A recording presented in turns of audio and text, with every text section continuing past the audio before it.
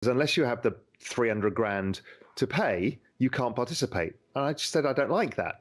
But the social token changed everything for me, because what it said was,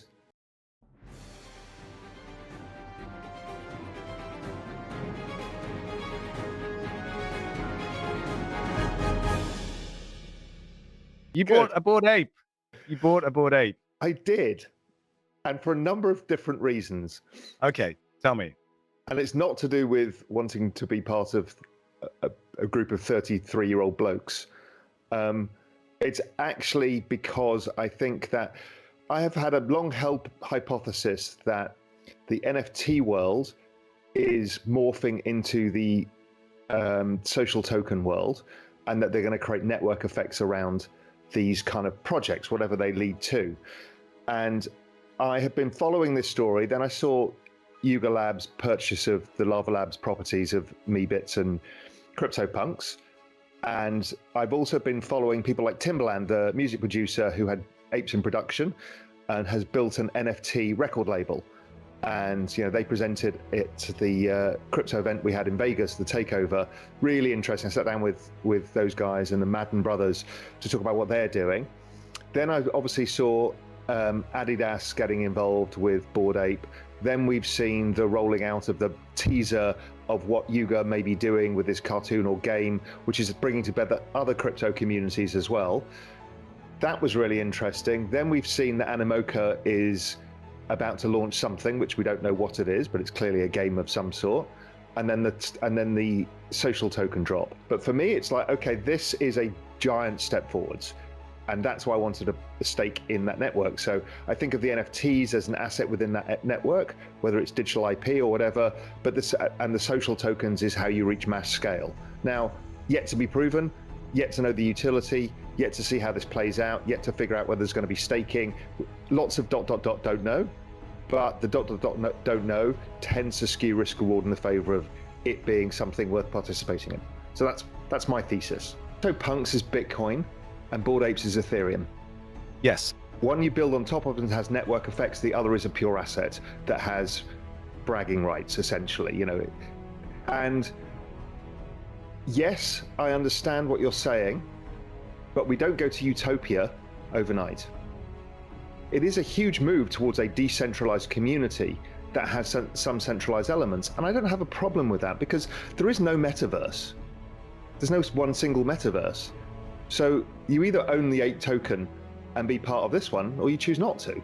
But it's not like Yuga Labs are going to control the world. They're just going to be a significant player for the foreseeable future, whatever that is, and it could fail.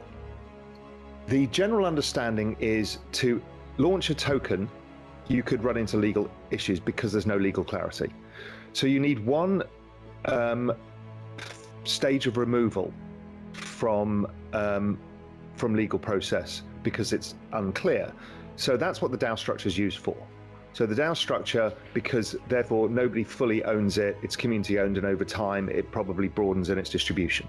Everything is done in the Cayman Islands because of something called tax neutrality. So tax neutrality means if you're a UK investor and I'm a American investor and somebody else is a Japanese investor and somebody South Korean, you have a massive tax mess when you launch something. So I've launched a crypto fund of hedge funds, and it's based in the Cayman Islands, not because for tax avoidance or anything of that sort or any weird stuff. It's because if not, everyone gets taxed twice. So what it allows you is to pay tax in your own country without having to pay tax in the Cayman Islands. So that's why they do it. So it's a very basic structure that gives you some legal clarity, because what you don't want is to launch this thing and then everybody to get fined. It keeps it one degree of separation from the corporation that issues it, or the community, or the persons that issue it. So it's pretty normal to do that as a structure, just because of how risky legally it is. And social tokens are still the new frontier. There's really no regulation on this yet, and everyone's terrified of is it a community or not, which is why the airdrop, you give it away for free as opposed to establishing price. Then underneath the DAO structure as well, gives it something else, and then making sure you promise no gains and it's only utility. So everything is done to say, look, this is not a security. So it's a really complicated world, and I understand why they did it. Didn't want to be involved in it because I thought, you know, this is for a movement that is all about democratization, you've created elitism. Because unless you have the 300 grand to pay, you can't participate. And I just said, I don't like that.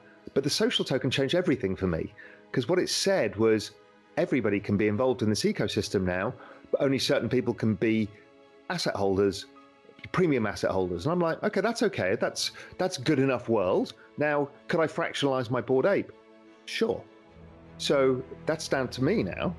So I had exactly the same thing at first. I just didn't like it. I thought it was just a community of blokes. And, you know, I remember Sergio Silva was filming outside the Bored Ape meeting in New York, and it was just like a bunch of identical people all queuing up to go to the party. And I thought, that's just not for me. I'm not a club membership guy. But then it kind of changed. It's like, okay, this is a broader concept. Could this be a new media company? And I know, as I said, I know that A16's in, everybody's involved, but I don't mind because it moves the space forward. It's better than not doing it. This is what I love about this space, because basically, if you don't want to be part of the community, you just sell your token or your NFT and buy into another one. And I'm seeing that happen. You know, Sergio is one of the guys that I speak to a lot about NFTs, and he got out of CryptoPunks. And, you know, he was a staunch CryptoPunk and got into MeBits because he wants to be in a different community with different vibrancy, and, you know, he'd kind of lost the faith. And I can't like that, because then the token value represents the value of the community. And if the community's not good, the token value goes down. I mean, that's great, because of the open IP of Bored Apes, people can do stuff with it. So what you're doing is you've got a base layer, like Ethereum, and then an applications layer. That's how I'm kind of thinking about it. So the application layer is the apes in production. There's, you know, what Adidas did. It's what Animoca are doing, right? And that's just the start. I mean, who knows? There could be a whole DeFi application based around this kind of thing once it comes to staking. Again, we don't know, but what it tells you, it's got a higher probability of network effects because there's more use for it. While CryptoPunks has no other use because that composability is not built in. And maybe you could try and introduce it, but I'm not sure it's possible because it's in the smart contract. Do apes themselves, because right now the demographic is a problem. So does that appeal to a hugely broad audience? I'm not sure. And right now the jury's out on that. Yuga, I get why they've just raised 450 million, because they could do this trick again. You know, there's fantastic projects like World of Women out there as well. You know, that was already featured in their other side thing. So they can change demographics, they can broaden it out, they can create different characters, different, you know, ecosystems. So for Yuga, I get it. Bored Ape, I don't know. I don't know, but I wanted to participate because I have a belief in this structure of NFTs surrounded by social tokens to create much larger movements. When we look back in 30 years, will it be even recognizable to what we're thinking now? Because we put this ability to morph a financial system in place because of the decentralized element. I mean, as you know, it's impossible to keep up because so many people are doing so much stuff. That's unlike the financial system because that was centralized. So there, you know, it's going to be JP Morgan or Goldman Sachs or whoever who are pioneering the space because they've got a bunch of smart talent aggregated in one place and they get to do it. But here it can come from anywhere. And it's, you know, it's like this bushfire. It's kind of going on everywhere around you. You can't put it out and you don't know where it's going to fully burn from. So yeah, I think it's very fourth turning to me. Everybody is fighting for it, but I always believe there's usually a grand compromise somewhere. And, you know, what's happening in Bored Apes is one of those kind of compromises. Whether you want to accept it or not, I think we're still free to choose. As you say, let's hope that we get given that choice ongoing. It's interesting to see, you know, Barry Silbert is now talking a lot about Zcash and stuff like this, which is essentially that freedom of choice. You know, a lot of these kind of privacy tokens, I find them difficult to invest in because you just don't know what the regulator is going to do. But I get it, right? That's just what people are saying there is we want the freedom of choice.